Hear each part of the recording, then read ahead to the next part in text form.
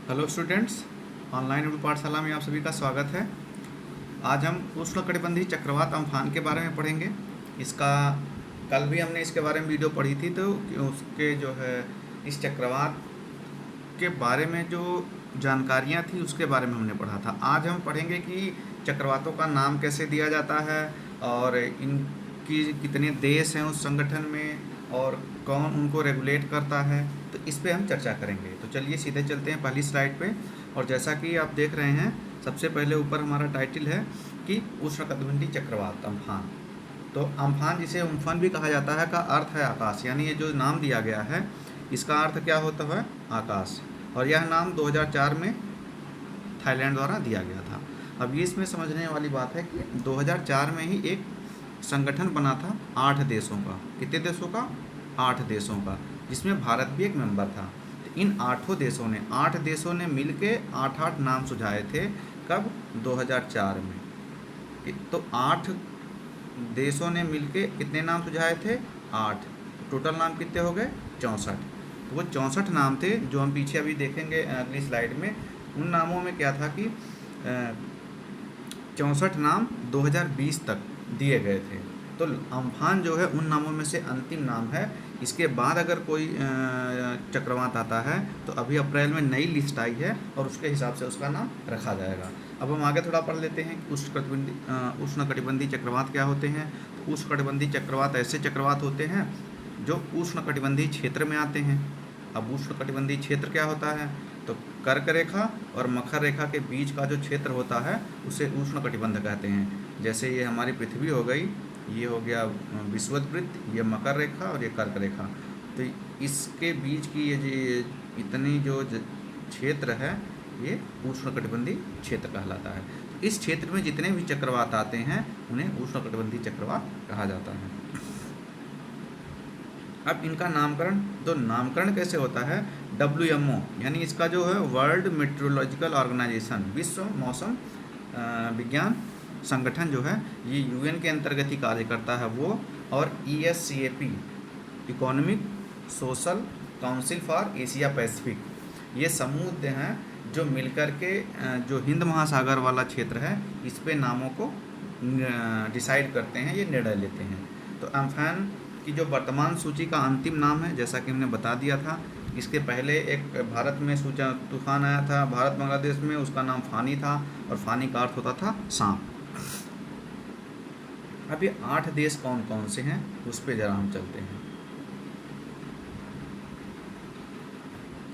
अब पहले इनके नामकरण पे हम आ जाते हैं कि नामकरण कैसे होता है। तो दुनिया भर में हर बेसिन, चूँकि जो चक्रवात बेसिन होता है, बेसिन का मतलब जहाँ वो उत्पन्न होते हैं, जिस क्षेत्र में वो आते हैं, तो हर बेसिन में आने वाले चक्रवातों को ट्रॉपिकल साइक्लोन वार्निंग सेंटर और क्षेत्रीय विशिष्ट मौसम विज्ञान केंद्र द्वारा नाम दिया जाता है।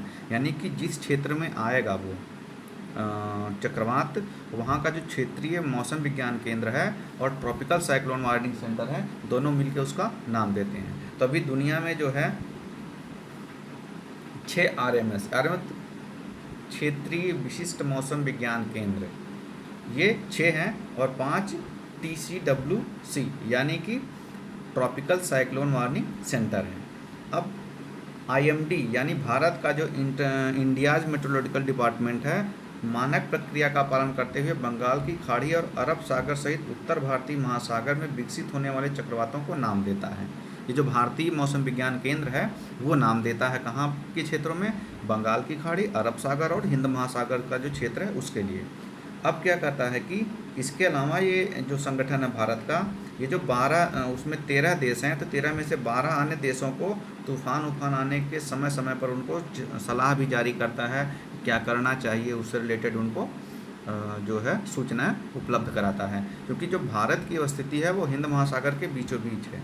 जैसे ये भारत है, सॉरी थोड़ा नक्शा गलत बना, जैसे आप देख रहे होंगे ये भारत है और ये पूरा अरब सागर है और ये बंगाल की खाड़ी है और ये हिंद महासागर है। तो भारत बीचों बीच है। तो यहाँ से इसको पूरी जो भारत का जो मौसम विज्ञान केंद्र है वो काफ़ी इस मामले में विकसित भी है। उसके पास, भारत के पास बहुत सारी सैटेलाइट्स हैं, वो सारी सूचनाएं लेके जो सदस्य देश हैं उनको वो साझा करता है। वो देशों के नाम अभी पीछे दिए जा रहे हैं। अब 2020 में अम्फान आखिरी नाम था। इसके बाद क्या हुआ कि पिछले महीने यानी अप्रैल में ही, इसी अप्रैल में, अब चूंकि जो उसमें पहले 8 सदस्य देश थे, उसमें 2018 में 5 और देश जोड़ दिए गए, तो उस संगठन में 13 देश हो गए थे। उन 13 देशों ने मिल के जो है 13 देश, तो हर देश ने 13 नाम सुझाए हैं। यानी 169 नामों की जो लिस्ट है वो 13 देशों ने दी है। और वो लिस्ट कौन सी है वो अभी हम अगली स्लाइड में देखते हैं। अब ये है, देखिए थोड़ा इस पे हम ध्यान लेते हैं। ये जो दुनिया में हमने बताया कि अभी कितने 6 RSMC हैं, ये न्यू दिल्ली का है, जो यहाँ से इस क्षेत्र तक का है, और WM और EACP पैनल जो है यहाँ पे नाम डिसाइड करता है। इसके आगे ये टोक्यो का है, ये होनोलुलु का है। होनोलुलु अमेरिका के उत्तरी अमेरिका के तरफ है, और ये नादी है, और ये ला यूनियन द्वीप है। तो ये सारे जो क्षेत्र हैं, ये मियामी है, यानी ये भी अमेरिका के इस तरफ का, मतलब पूर्वी तरफ का तट है, यहाँ से दिया जाता है। तो ये सारे जो संगठन हैं, ये इनके नाम सुझाते हैं। और ये किसके लिए है नाम? ये उष्णकटिबंधीय। जैसे देखिए ये 22 है, तो 23 यहाँ मान लीजिए, 23 यहाँ मान लीजिए। तो इसके बीच और इसके बीच जितने भी आएंगे, जितने भी चक्रवात आएंगे, वो कौन से चक्रवात होंगे? वो होंगे आपके उष्णकटिबंधीय चक्रवात, यानी यहाँ से यहाँ तक का और यहाँ से यहाँ तक का। तो मोस्टली ये देखिए जितने चक्रवात हैं वो उसी सीमा में आ रहे हैं। तो इसीलिए ये 6 जो केंद्र हैं ये नाम सुझाते हैं, और ये जो नाम देते हैं वही नाम बारी बारी से आता है। अब नेम करने वाली जो संस्थाएं हैं उनके बारे में पढ़ते हैं, जो मैंने पीछे भी पढ़ाया था।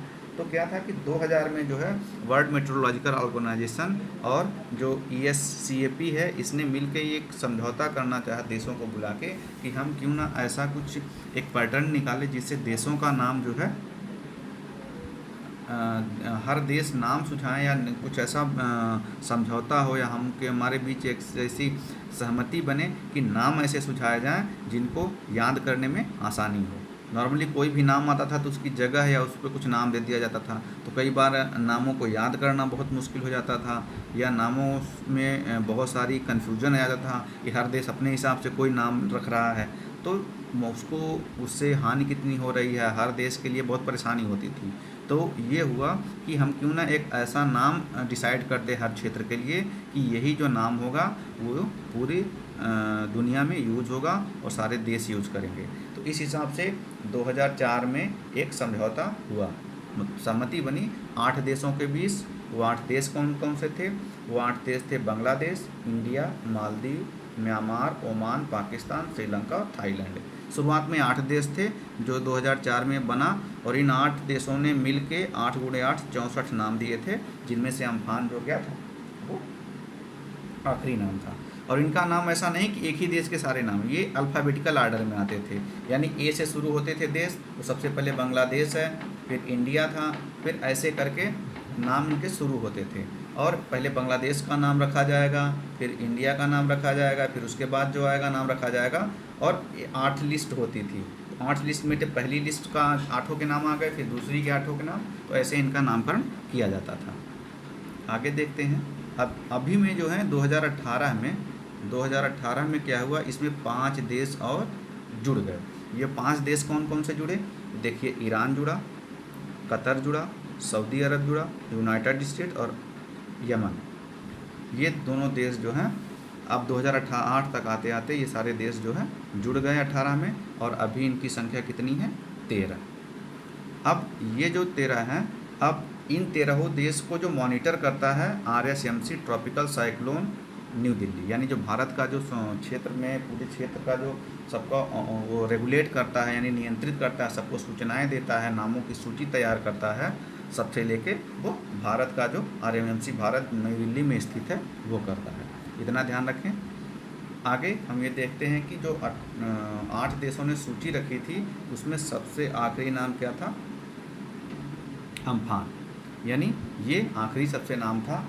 इसके बाद जो है अब जो अभी अप्रैल में नई सूची आई है उस सूची के हिसाब से ये देखिए 13 देश हैं। 1 2 3 4 5 6 7 8 9 10 अब 12 और 13 यमन जो है नीचे 13 है। 13 देशों ने सूची तैयार की है, जिसमें अगर अम्फान के बाद कोई भी अगर आता है तो उसका नाम निसर्ग रखा जाएगा, उसके बाद गति रखा जाएगा, फिर निवार रखा जाएगा, यानी ऐसे ऐसे इनकी लिस्ट चलती है और नाम रखे जाते हैं। तो ये इनकी प्रक्रिया है कि हर देश का जैसे अल्फ़ाबेटिकल आर्डर में यहाँ है, पहले बी, फिर आई, फिर आई, फिर एम, तो पहले ये रखे जाएंगे, फिर ऐसे इस लिस्ट से, फिर इस लिस्ट से। इनकी 13 लिस्ट है, तभी यहाँ पे 4 ही लिस्ट हैं, वो कोई मायने नहीं रखती है। आपको बस एक प्रक्रिया समझ लेनी है कि इनका नाम कैसे रखा जाता है। तो हमें लगता है कि आप सबको समझ गया होगा कि कैसे इनका नामकरण होता है, कौन संस्थाएं करती हैं और उनका क्या कार्य होता है। तो ये हमने आज पढ़ा। आगे अभी अगली वीडियो में हम चक्रवात क्या होते हैं और कैसे आते हैं, इनका फॉर्मेशन कैसे होता, उसके बारे में पढ़ेंगे। धन्यवाद।